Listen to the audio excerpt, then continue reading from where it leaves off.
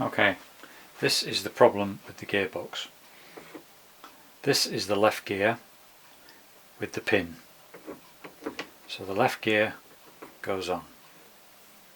Okay.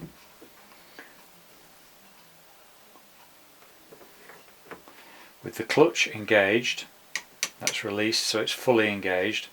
That would be disengaged. So the lawnmower is not self-propelled. Release the clutch, so the clutch is engaged, and it starts to turn the wheel, as it should.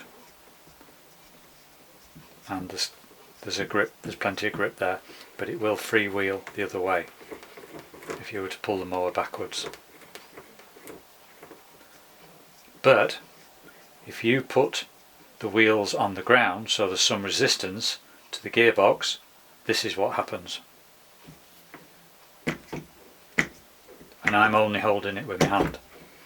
That's all I'm doing. So as you can imagine, when it tries to self-propel itself along the ground, that's all that happens. But with the engine running, you cannot hear that clicking. And that is what's wrong with the gearbox. Okay? Thank you.